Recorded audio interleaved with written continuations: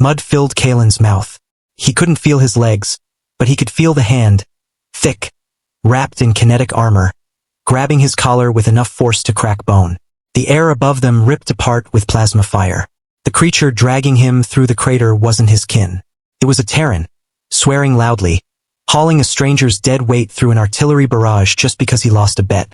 The hand gesture game that decided the fate of a philosopher. Truth is, a month prior, the heaviest thing Kalin lifted was a theoretical thesis. He was a scholar. His life was the climate-controlled lecture halls of the Aurelian Institute, debating the abstract concepts of non-aggression. But when the vanguard swarm breached the inner colonies, the planetary defense algorithm stopped recognizing degrees. They only saw bodies. We security forces pulled Kalin straight from his podium, shoved him onto a transport, and dumped him into the suffocating trenches of Orax 9. They handed him a pulse rifle he barely knew how to power on. His standing orders were terrifyingly simple. Hold the line against an endless tide of kitten and teeth. It was a cruel joke. A galaxy of amateurs versus a species of professional guardians. Only Kalin's people were the amateurs, and they were dying. The vanguard swarm didn't use tactics. They just kept coming. The mortar hit during the third wave. The blast wave shattered the ground, turning Kalin's lower half into a burning, useless mass of nerve damage. He collapsed into the dirt of the dead zone. He reached out, his vocal cords tearing as he begged for help. His fellow conscripts scrambled past him, their eyes wide and blind with terror. They didn't stop. They didn't even look down. In the end, self-preservation always won. Or so Kalin thought. He lay in the crater for hours. The sky above Orax 9 burned a violent orange. Every breath tasted like copper and ash. He watched the earth shift under the concussions of distant fire, waiting for his heart to finally stop.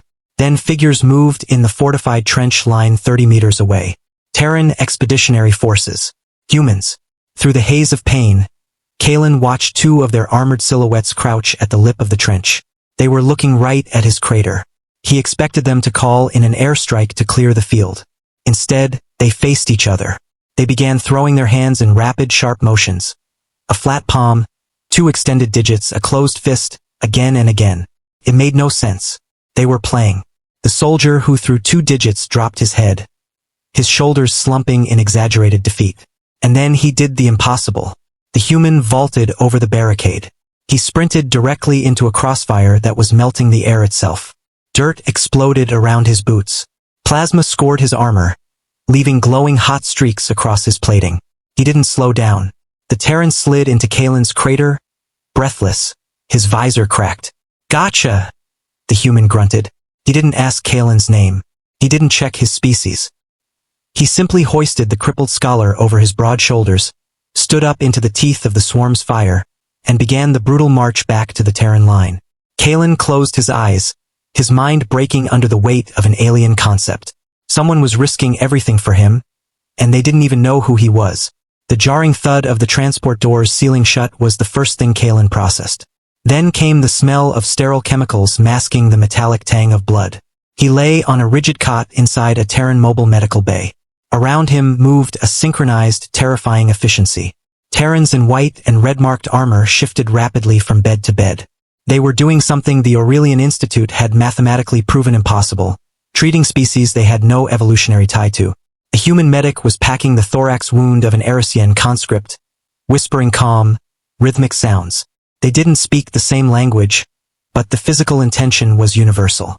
Institutional altruism.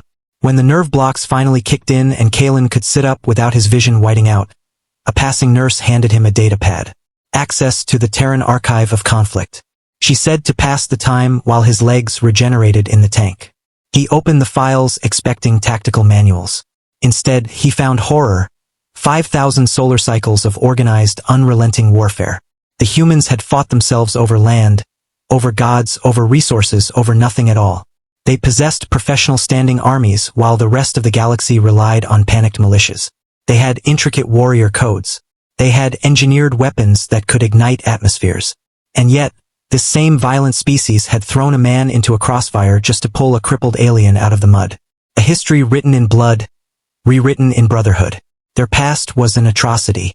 Their present doctrine was voluntary sacrifice. It was a terrifying duality.